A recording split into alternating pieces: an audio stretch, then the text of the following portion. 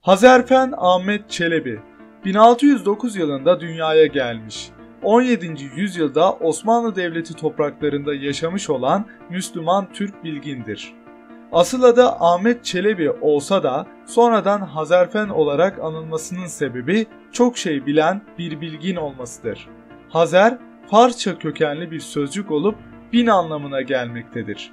Hazarfen ise bin pelli yani bilimli, çok şey bilen anlamına gelir.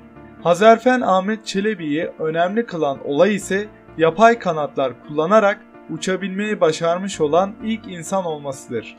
Uçma denemelerine kalkışmadan önce 10. yüzyılda yaşamış olan Müslüman ve Türk bilginlerden İsmail Cevheri'den feyz almıştır. İsmail Cevher'in araştırmalarını ayrıntılı olarak incelemiş, ayrıca kuşların uçuşunu gözlemlemiştir. Araştırmalarından sonra yapay kanatlarının dayanıklılık derecesini görebilmek için İstanbul'daki Ok Meydanı'nda çeşitli denemeler yapmıştır. Yapay kanat kullanarak uçabilen ilk insan olarak söylenen Hazarfen Ahmet Çelebi, çalışmalarının ve denemelerinin ardından 1632 yılında yapay kuş kanatlarıyla birlikte Galata Kulesi'nden kendisini boşluğa bırakmıştır. Lodos rüzgarının etkisiyle İstanbul Boğazı'nın üzerinden süzülerek uçmuş ve 3358 metre mesafe gittikten sonra Üsküdar'daki Doğancılar'a başarılı bir iniş yapmıştır. Hazarfen Ahmet Çelebi'yi önemli yapan işte bu uçuşudur. Fakat bu noktada günümüzde bu adamı araştıran insanların kafasında bazı sorular belirir. Çünkü Hazarfen Ahmet Çelebi'ye ait tüm belge ve bilgiler sadece Evliya Çelebi'nin Seyahatname isimli eserinde geçmektedir.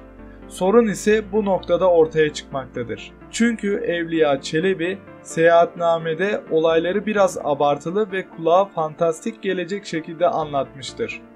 Bununla birlikte bu olaya ilişkin başka hiçbir tarihi kayıt olmaması da şüpheleri arttırmaktadır.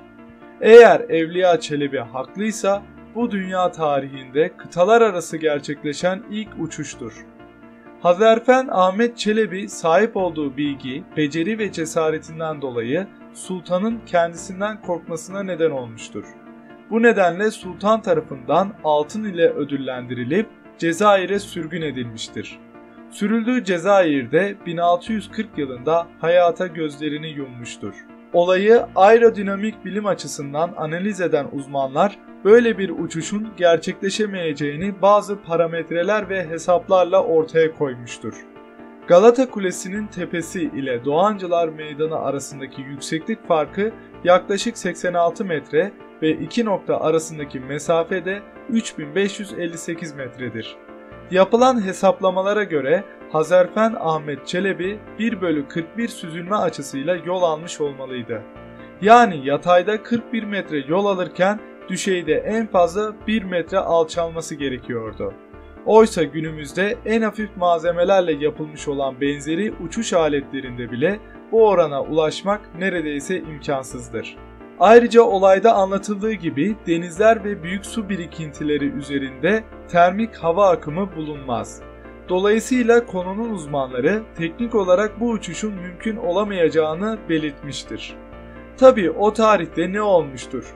Bu olay ne kadar doğrudur, ne kadar hayal ürünüdür, inanması size kalmış.